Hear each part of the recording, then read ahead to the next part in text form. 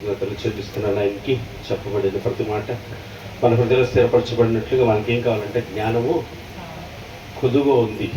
ఆయన గురించిన జ్ఞానం లేకే తన ప్రజలు ఏమైపోతున్నారంట, నశించిపోతున్నారంట. ఆ జ్ఞానం కొద్దుగా ఉన్న మనల్ని ఏం చేస్తారు, నా వద్ద అడిగి పొందుకోండి అంటున్నాడు. ఆ వాక్యం నుంచి మనకి జ్ఞానము దొరుకుతుంది. ప్రతి సమయంలో ప్రతి క్షణంలో మన అంతరంగం ఎట్లా ఉందో పరీక్షించడానికి దేవుడు మన చుట్టూ ఉన్న కార్యక్రమాలు జరిగిస్తూ ఉంటాడు. జరిగిస్తున్నప్పుడు మన హృదయంలో పుడుతున్న ప్రతి ఆలోచనను బట్టి మనకు అర్థమైంది. అది మనమేమనుకుంటామంటే ఎవరికి తెలియదు కదా, ఆహా అని చెప్పి భలే పడ్డారు, భలే జరిగింది, ఇలాగే జరగాలి, నేను ఎప్పుడు చిరా కోరుకున్నాం, మనం చెప్పేది చూసావా ఎట్ట పడిందో కరెక్ట్గా పడింది, ఇప్పుడు గెలగలదు అనుకుంటుంటారు. ఇట్లా అనుకుంటూ ఉంటాం. ఇట్లా అనుకుంటప్పుడు నా దౌర్భాగ్యం దరిద్రంగా ఉందని మనం అనుకోం.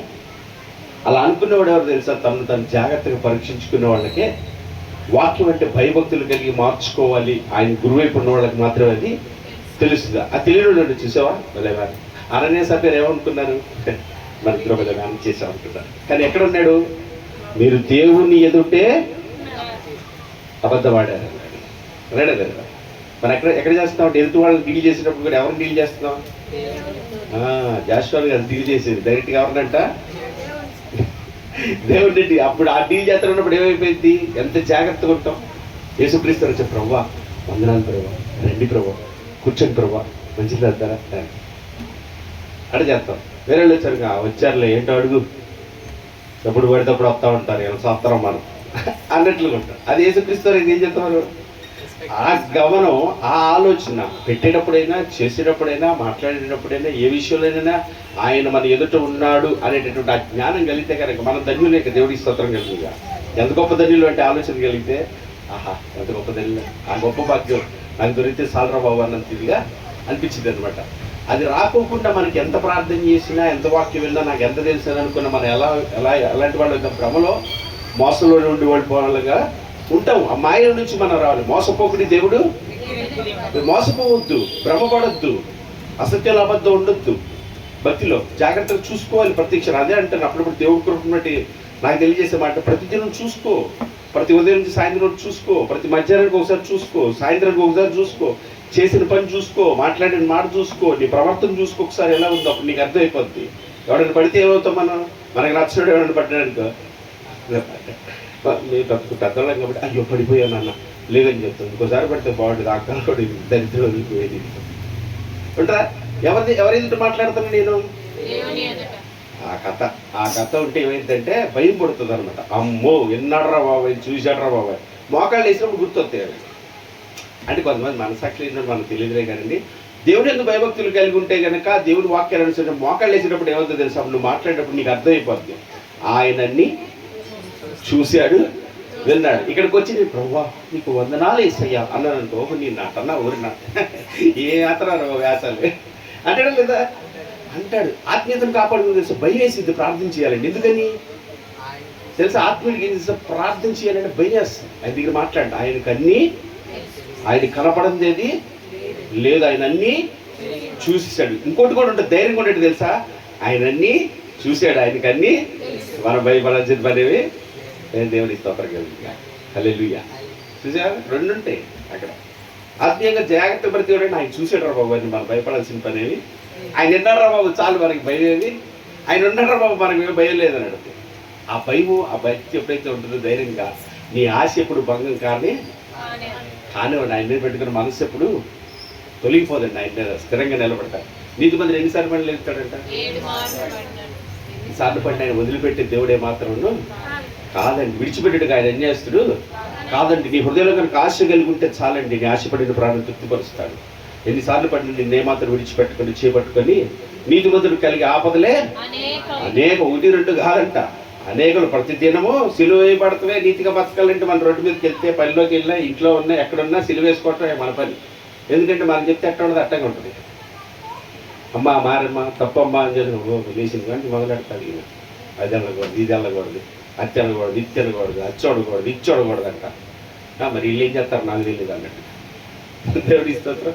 కానీ ఆత్మీయతలో నడిచి ఉన్న ఆనందం ఎంత గొప్పదో తెలుసా, ఎంత ఆనందంగా ఉంటుందో తెలుసా, ఎంత సంతోషంగా ఉంటుంది. అది తిని రుచించిన వాళ్ళకి మాత్రమే అర్థమైందండి. ఆ అనుభవంలోనికి మనందరము రావాలని దేవుడు ప్రేమను బట్టి మన దగ్గరికి నడిపిస్తున్నాడు. ఆ ప్రేమను మనం పొందుకుందాం, ఆయనకు అప్పగించుకుందాం, ఆయన నడిపింపుకు అప్పగించుకుందాం, ఆయన ఆలోచనకు అప్పగించుకుందాం. ఆయనే సమస్తము చక్కగా.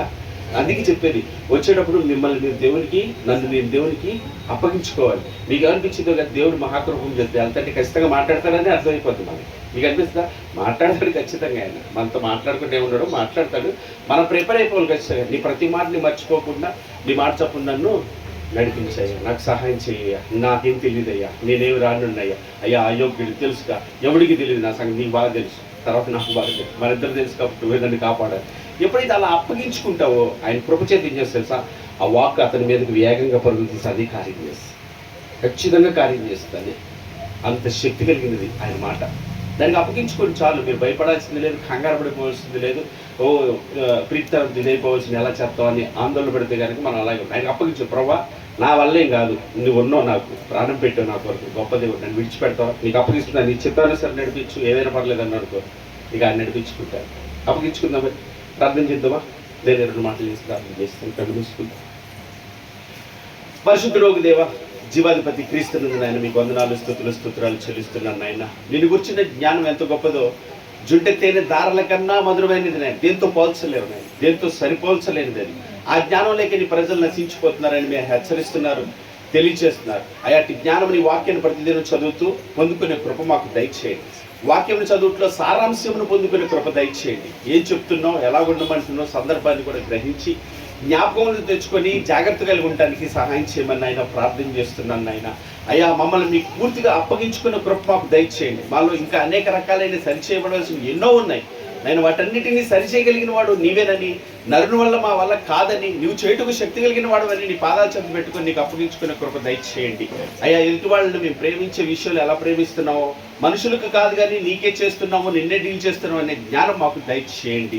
మా ప్రవర్తన విషయమే జాగ్రత్తగా చూసుకోవటానికి సహాయం చేయండి. అయ్యా తండ్రి, అన్ని విషయాల్లో జాగ్రత్త కలిగి భయభక్తులు కలవారుగా ఉండటకు సహాయం చేయండి. అయ్యా ఇవన్నీ నిత్య జీవనం నీతో ఉండటానికి మాత్రమే నన్ను తెలుసుకునే కృప దయచేయండి నాయన. అయ్యా నీ పోలిక కొరకు, నీ సౌరభ్యం కొరకు మీరు మాకు దయచేస్తున్నారు. నీ మనస్సు కలిగిన వారిగా, నీ పిల్లలుగా మేము ఉండాలని, నీ గుణలక్షణాలు కలిగిన వారిగా మేము ఉండాలని మీరు మాకు నేర్పిస్తున్నారు. అందుని బట్టి మీకు వందనాలు, స్తుతులు.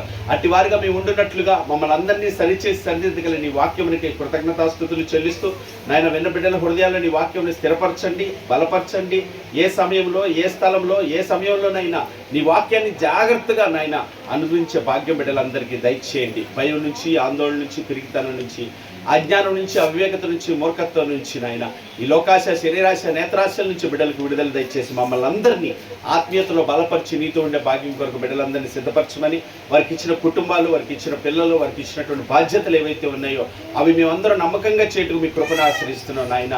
వాటిని జాగ్రత్త కలిగి, వాటన్నింటిలో నువ్వు మాకు ఇచ్చి అవి నీకే చేస్తున్నామని జాగ్రత్త కలిగి అయ్యా నడుచుకోవటానికి మీ సహాయం మా అందరికీ దయచేయమని ప్రార్థన చేస్తున్నాను.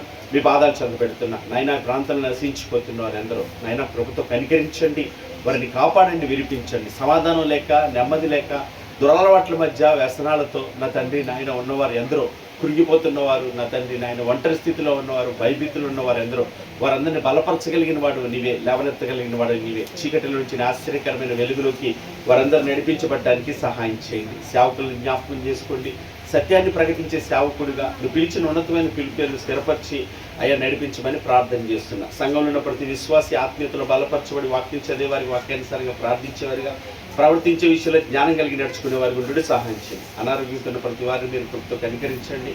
అయ్యా మౌంక శిష్యుని కనికరించండి. దేవానికి వస్తున్నటువంటి గ్యాస్ పైన బలహీనత ఏదైతే ఉందో అయ్యా మీరే కృపతో నాయన స్వస్థపరచండి. శక్తిని బలమునిచ్చి నీ మహిమ కొరకు నీ చిత్తమును చేయుటకు నాయన, ఎటువంటి శ్రమలో, ఎటువంటి పరిస్థితుల్లోనైనా నీ మీద పూర్తిగా ఆధారపడి నిన్ను బట్టి ధైర్యం తెచ్చుకొని ముందుకు సాగటకు సహాయం చేయండి. ఎందుకంటే గాయం కట్టువాడు, రేపువాడు, మాన్పువాడు నీవే, ప్రతి కీడు వెనకాల మేలు చేసేవాడు నీవే. మా మంచి తండ్రి నాయన నీ పాదాలు చెంత పెడుతూ బిడ్డలు బలపరచండి.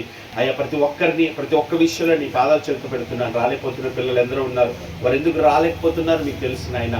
వారిని కూడా మీ కృపతో ఆకర్షించి సహాయం చేయండి. ఇక్కడ జరగవలసిన ప్రతి ఒక్క కూడిక నీకు మహిమకరంగా నీ చిత్తానుసారి నీ ఆలోచించినప్పుడు మీరు జరిగిస్తున్నారు. కృతజ్ఞలో ఇకను మీ చిత్తమే జరిగించబడినట్లు సంపూర్ణమైన మీ చిత్తాన్ని లోబడి నడుచుకునే భాగ్యం దయచేయండి. వాకి మీ దాసుని, కుటుంబాన్ని, బిడ్డలు కూడా బలపరిచి సత్యమందు ప్రతిష్ఠించి సర్వసత్యమందు నడిపించబడినట్లుగా నీ వచ్చే వరకు నీ చిత్తంలో నీ ఆలోచనలో కుటుంబం వర్ధిల్లటానికి సహాయం చేయండి తండ్రి. తద్వారా నాయన మాకున్నటువంటి ప్రతి విషయంలో కూడా మీ పాదాలు చెంత పెడితే మా ఇష్టాన్ని కాదు మీ ఇష్టమే నెరవేర్చి సహాయం చేయండి. మరొకసారి మీ సన్నిధికి వచ్చినప్పుడు మేమందరూ వాక్యాన్ని అనుసరించి నడిచే పిల్లలు ఉంటున్నాం. మీ కృపని ఆశ్రయిస్తూ మీ పాదాలు చెంత పెట్టి యేసుక్రీస్తు శ్రేష్టమైన నామం పేరిట ప్రార్థించి అడుగుచున్నాను పరమ తండ్రి, ఆమేన్. పరలోకమందున మా తండ్రి, మీ నామం పరిశుద్ధపరచబడును గాక, మీ రాజ్యం మాకు వచ్చును గాక, మీ చిత్తం పరలోకమందు నెరవేర్చున్నట్లు భూమి యందు నెరవేరును గాక. మాకు కావలసిన దినహారం నేడు మీరు మాకు దయచేయమ తండ్రి. మా ఎడల అపరాధం చేసిన వారిని క్షమించు, లాగును మా అపరాధాన్ని క్షమించండి, సమస్యలో తేక కీడు నుంచి తప్పించండి. ఎందుకంటే రాజ్యము, బలము, శక్తి, మహిమ నిరంతరం నీవే ఉన్నావు తండ్రి, ఆమేన్. ఆశీర్వాదంతో ముంచుకున్న సర్వ సృష్టికర్త అయిన మన తండ్రి అయిన దేవుని ప్రేమయు, సర్వమానవాళి రక్షకుడైన మన ప్రభువైన యేసుక్రీస్తు వరకు కృపయు, మనల్ని ఆదరించి బలపరిచి మన తండ్రి చిత్తం జరిగించి పరిశుద్ధాత్మ యొక్క నేను సహవాసము సన్నిధి సహాయం కూడి ఉన్న మనకును, ప్రార్థించిన బిడ్డలకును, సకల జనులకు, సకల పరిశుద్ధులకు, వాక్యమితం కలిసి సేవకుని కుటుంబాన్ని బిడ్డలు సదా తోడుగుండి ఆయన ఆత్మచేత నింపి ఆయన చిత్తంను జరిగించి ఆయనతో ఉండే భాగ్యం కొరకు సిద్ధపరచును గాక, ఆమేన్. కృప మీ అందరికీ తోడే ఉండును గాక. మగాడ్రస్య దేవుడు అందరికీ దీవించును గాక.